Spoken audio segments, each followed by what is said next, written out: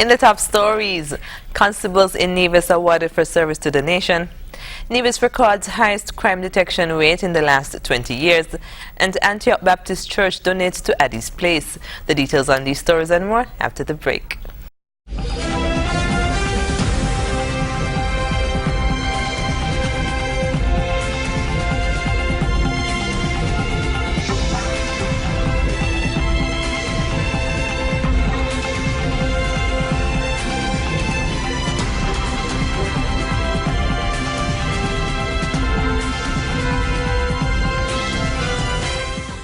Hello and welcome to the ZIZ Channel 5 newscast. I'm Carla Berridge.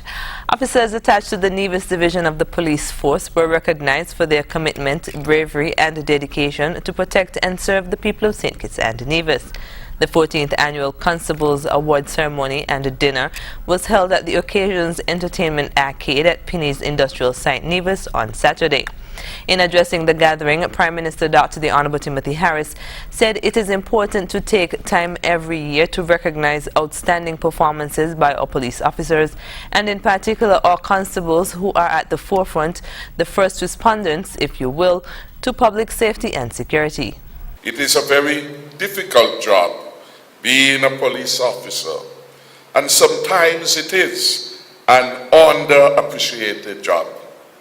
When officers go above and beyond the call of duty, it's incumbent on us to recognize them.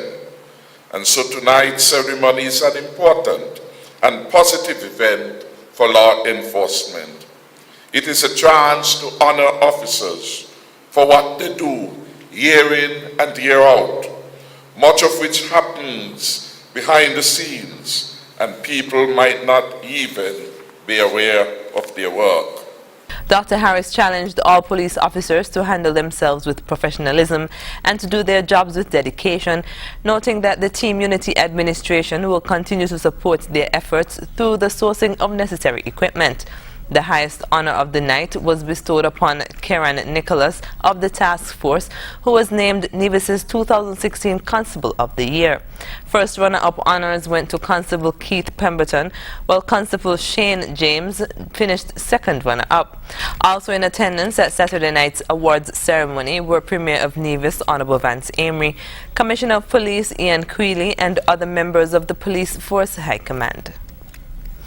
And in a related story, the Nevis Division of the Police Force received high praises over the weekend following the announcement of significant improvements in its operations throughout the last year. Superintendent Trevor Mills gave an overview and report of the performance of the Nevis Division at the 14th Annual Constables Award Ceremony and Dinner held at the Occasions Entertainment Arcade on Saturday, 4th March 2017. Among the achievements of that division for 2016 is the realization of a crime detection rate of over 56%. By the end of 2016, the statistics show the Nevis Division recorded 202 reported crimes, of which 114 were detected. The percentage of detected reported crimes committed for the year 2016 is 56.43%.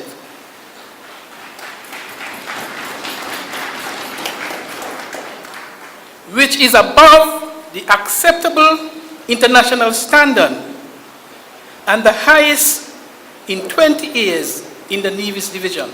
The superintendent further indicated that between 2014 and 2016, there was a significant reduction of 31% in overall major crimes, from 285 cases in 2014 to 202 in 2016.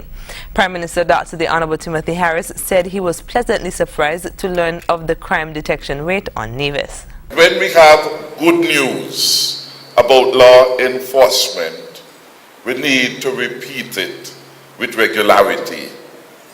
Because whenever there is bad news, we sing it as if it is a road march. And it is important that the officers of law enforcement know and appreciate that the society is with them in the dangerous job which they are doing. Dr. Harris reaffirmed the government's commitment to providing the police force with the tools and training necessary to aid in the fight against crime. Superintendent Mills's 2016 crime report also revealed that 5 firearms were removed from the streets of Nevis last year. The Antioch Baptist Church continued its community outreach with a donation of $1,000 to Addie's Place on Sunday evening. Lead Pastor Lincoln Connor made the presentation during a Thanksgiving ceremony at the church to commemorate its 54th anniversary. Pastor Connor explained that the donation comes on the heels of a pledge that the church made during the Christmas season. In December, we made a commitment that we will give a portion of our Christmas offering to Addie's Place, which is a school in the Greenlands area for adults with special needs. And this evening we are going to ask Ms. Cotton, who heads up that institution, to come and receive on behalf of our church a check in the sum of $1,000 towards Addie's Place and the work that they are doing. Accepting the check, Vice Chairperson of the Board of Directors for Addie's Place, Clarice Cotton, expressed her gratitude. Addie's Place, I would like to say a big thank you. This donation will go a long way to brightening the lives of adults with disabilities, because it's a center for adults with disabilities. So thank you very, very much. Addie's Place is a non-governmental organization which helps to improve the living conditions of young adults with disabilities. It was established in 2005. Meanwhile, the Antioch Baptist Church presented several awards to individuals within the community.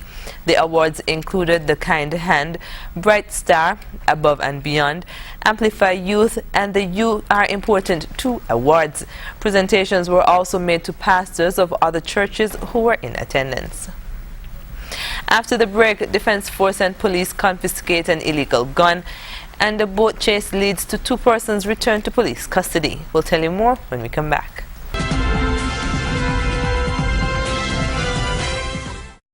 The St. Kitts Nevis Defense Force has found an illegal weapon in Sandy Point. According to a press release, at about 1 a.m. on Saturday, Defense Force soldiers were on routine patrol in Sandy Point when they received information that 4 gunshots were fired in Saho Village Project. When they arrived at the site, 2 young men were seen fleeing the area, while another was sighted standing calmly on a piece of galvanized sheeting. The man was identified as Hakeem Mills. The soldiers searched the area and found a Ruger 45mm pistol under the sheeting where he was standing. The police arrived on the scene and took Hakeem into custody. According to the statement, when the officers tried to approach the gun location, a pit bull that was chained nearby repeatedly charged at them, blocking access to the weapon. It was exterminated with a single gunshot.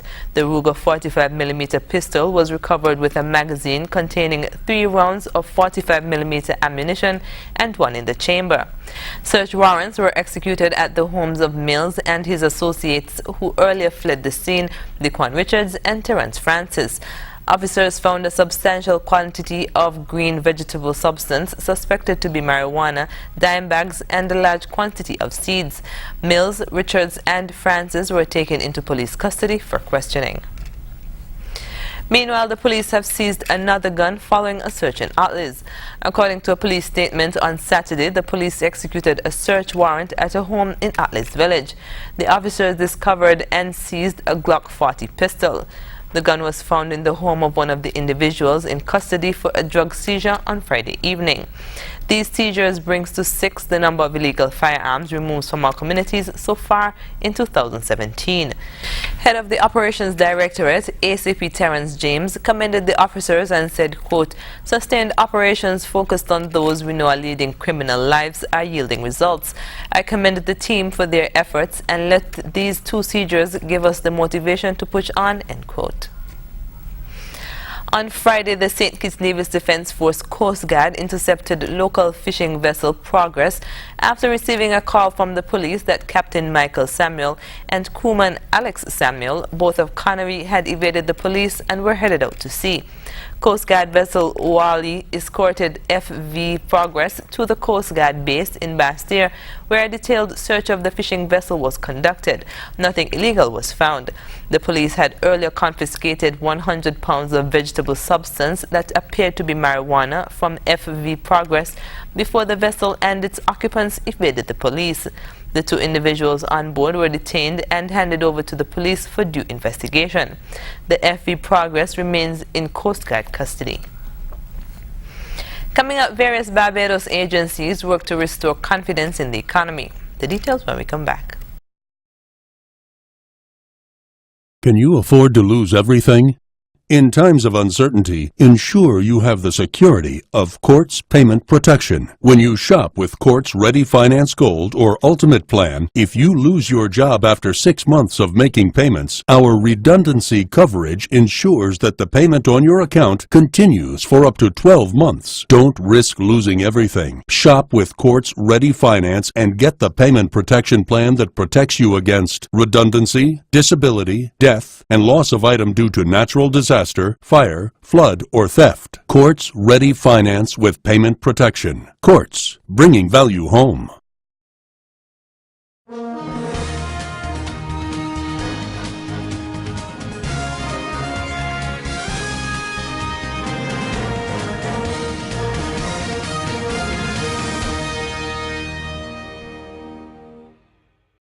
General Secretary of the Barbados Workers Union, Tony Moore, says the tripartite social partnership must work to restore confidence in the island's economy.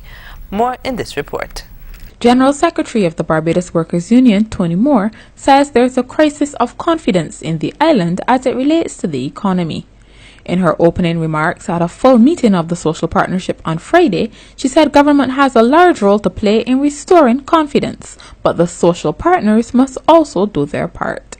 The Barbados Workers Union does not wish in this or any statement to emphasize or overemphasize the fact that the gloomy economic projections are perhaps attributable in large part to a combination of inadequate foresight, failed communication, and a lack of definite action that ensured the involvement of the social partners for some time. Rather, we are more concerned with participating in mapping out a strategy that will define progress from where we are to where we want to be. For perhaps more serious than the economic crisis we now face is the crisis of confidence throughout Barbados. Government has a large role to play in restoring confidence, but the social partners, and certainly the Barbados Workers Union, must not and will not renege on our responsibility to strive towards necessary improvements. Mr. Chair, we are not here to pronounce death, neither are we here merely to receive a statement that death is not imminent, as many of the speculations suggest. Our economy is in a trap, severe enough that there are warnings of bitter pills that will need to be swallowed.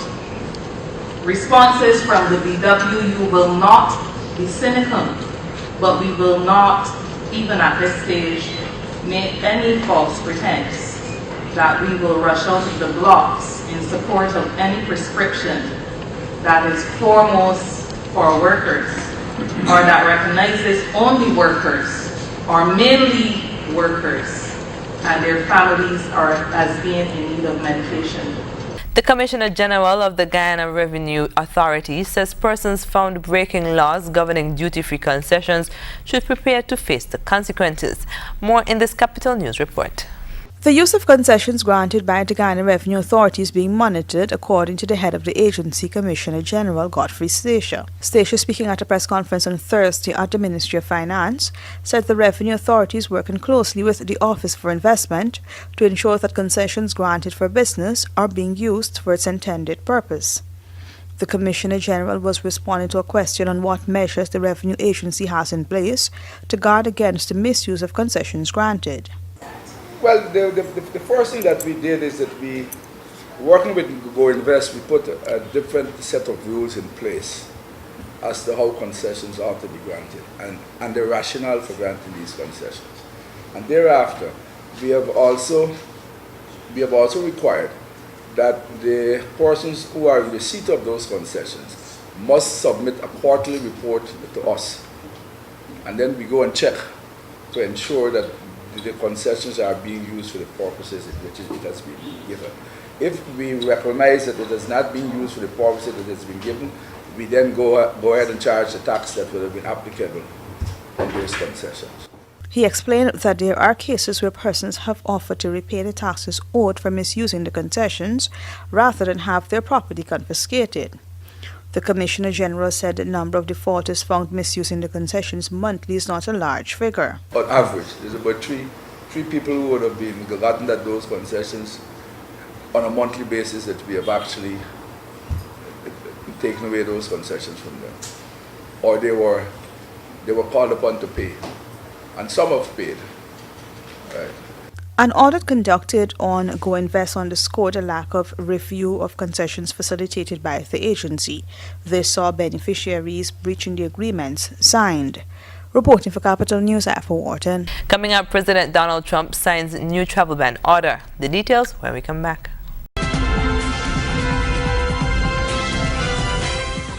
Good evening and welcome to another edition of Upfront. I'm Kyle Barrage, and in the studios with me is Marine Monku, and she is the Director of Alliance Française here in St. Kitts. Good evening and welcome to Upfront. Good evening. All right, so you're here to speak with us about Alliance Française. What is Alliance Française? Let's start with. Alliance Française is the French center here in St. Kitts and Nevis. We are promoting the French language as well as the French culture. So we are a non-profit organization. We are a Kittitian and Nevisian organization, actually. And we are in St. Kitts and Nevis, in St. Kitts since 1982 and in Nevis since 1998. So it's kind of a few years now that we are active on that domain. We are promoting French language. We are giving classes to kids, adolescents and adults. We are also giving private tuitions, private classes, and we also provide classes for companies for them to get a better understanding. For example, if they are dealing with the French people on their job, on a professional perspective. Okay, so there's a new session of classes about to start. Tell us about those classes. We are functioning on a session, on terms. We are starting our new term next week from the 13th of March until the 5th of May. It's every session is a 2 months session, and we are providing 32 hours of classes for adults and 24 hours of classes for kids. We are providing French for beginners, complete beginners. So for kids starting from 6 years old until adolescents and then adults. We are promoting French for beginners, but we are also go from level to level, so intermediate and as well advanced classes. Okay. Now, Alliance Française is taking part in International Women's Day, which yes. is this week. Tell us how you're participating. We are organizing the French, not the French one, the International Women's Day. It's on the 8th of March. It starts at 6:30 p.m. We organize it in Alliance Française, in our main building and on the number 1 Orchid Street in front of CFBC College. We will have a French documentary. It's a documentary called Women Are Heroes. It's a documentary by a French photographer. He went all around the world to do a photograph project as well as a social project showcasing the strength of women all around the world. So it's in Africa, in Asia, in America, in South America especially. And before this documentary is really amazing. It's really giving hope, for and giving a really diverse vision of the women and the strength of the women. And before that, we will have speeches from 3 women, active women from St. Kitts. Okay, sounds good. Okay, so as we wrap up, tell the listening audience, those persons who are interested in learning French, how can they contact you? Okay, you can call us at Alliance Française de Saint-Kitts-and-Nevis. Our phone line is 465-9415. We also have a Facebook page. The Facebook page is Alliance Française de Saint-Kitts-and-Nevis. You can also come to our office. The registration period is this week, and we will start next week, so registration time is now. We are open from 8 to 4:30 to 5 p.m. The classes will be, the classes that we offer are during the day or even also in the evening. You can also call us on the mobile line, 667-9019. And that's it, I guess. Okay, all right. I want to thank you so much for coming and speaking with us about Alliance Française. Thank you very much. Merci. This has been Upfront. I've been speaking with Marine Moncu, Je m'appelle Calaveras. More news after this. Can you afford to lose everything? In times of uncertainty, ensure you have the security of Quartz Payment Protection. When you shop with Quartz Ready Finance Gold or Ultimate Plan, if you lose your job after 6 months of making payments, our redundancy coverage ensures that the payment on your account continues for up to 12 months. Don't risk losing everything. Shop with Quartz Ready Finance and get the payment protection plan that protects you against redundancy, disability, death, and loss of item due to natural disaster, fire, flood, or theft. Quartz Ready Finance with payment protection. Quartz, bringing value home.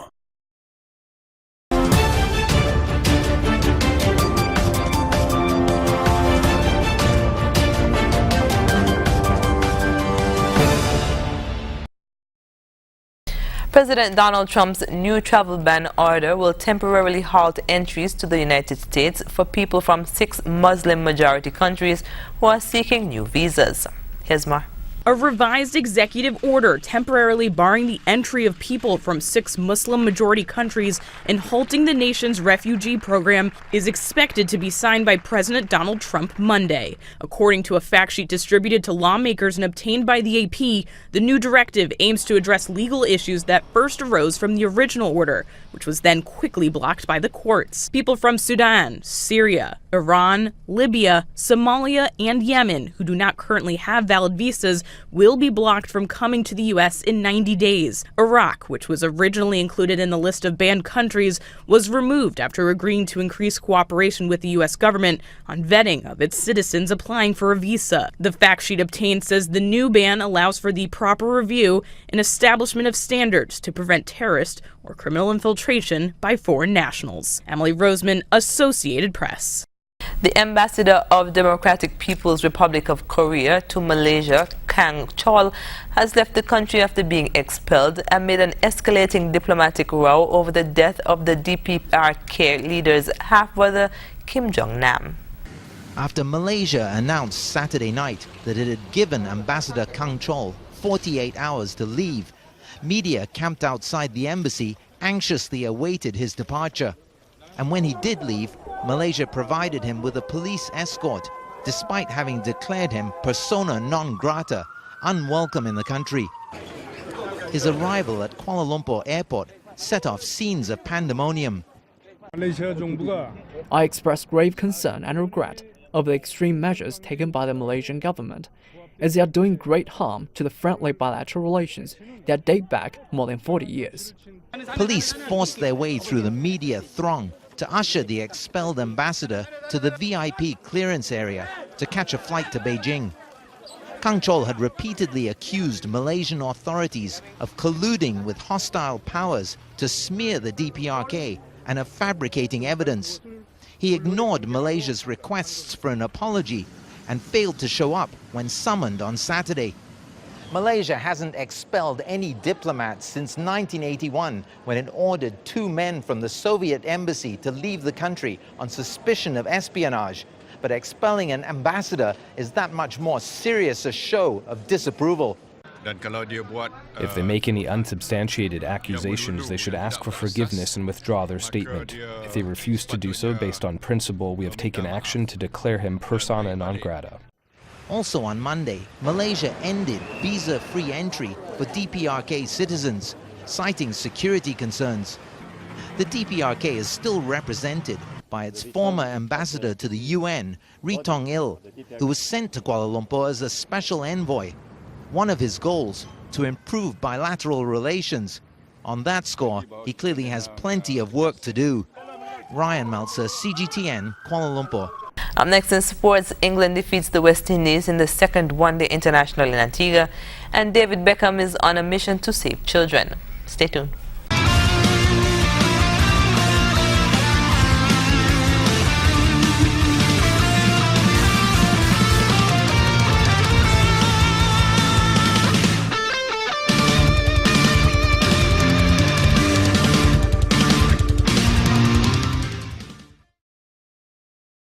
Joe Root believes England will take strength from their victory in the second ODI in Antigua. England had to resort to Plan B to win the match, but going into the ICC Champions Trophy in June, Root feels the experience of victory in such circumstances will give the side confidence to withstand the inevitable challenges that lie ahead. England were 124 for 6 when Root came together with Chris Wokes, but a calmly paced 7-wicket stand of 102 took them to a series-clinching victory with 10 deliveries remaining and both men registering unbeaten half-centuries. While the collapse was far from ideal and will, at some stage, requires some reflection, Root thought it bodied well when they still found a way to win the game. Former football superstar and current UNICEF Goldwell ambassador David Beckham is on a global mission to save children with his UNICEF 7 fund. Here's more. While sports is one of David Beckham's passions, he's also committed to helping children around the world as a UNICEF ambassador. With my involvement with UNICEF, it's always been about shining a light on certain situations. Beckham and UNICEF started the 7 Fund for 7 global issues affecting kids' safety and well-being, like water sanitation, AIDS, malnutrition, and violence. A child dies every 5 minutes around the world. How is that even possible in this age? Beckham has traveled to several countries to meet children and raise awareness. I want to be on the ground. I want to see the changes that are being made. I want to see what really needs serious focus. The 7 Fund helps children in every region of the world. It's a really powerful campaign. It makes you realise the work that needs to be done. That's when you really get these people sitting up and taking notice. A transgender boy has won a girls' wrestling state title in Texas after the state laws would not allow him to compete in the male category. Here's more. Mac Begg, a transgender boy, won a girls' wrestling state title in Texas. In an interview on ESPN, he said he competes against girls because the state's governing body for public high school sports requires him to. The University Interscholastic League rules allow Beggs to compete while taking testosterone, but had to only compete with the gender on the birth certificate. It's not like I'm doing this because I want to, like call myself a boy and just dominate all these girls. What do I get out of that? I don't get anything out of that. I was put in this position. Change the laws and then watch me wrestle boys. Begg said wrestling became an outlet for him as he struggled with gender identity. When we come back, we'll have another look at the stories that made the headlines. Recapping the top stories. Constables in Nevis awarded for service to the nation. Nevis records highest crime detection rate in the last 20 years. And Antioch Baptist Church donates to Addie's Place. And that's the end of the ZIZ Channel 5 newscast. Thank you for joining us. I'm Carla Barrage. Goodbye.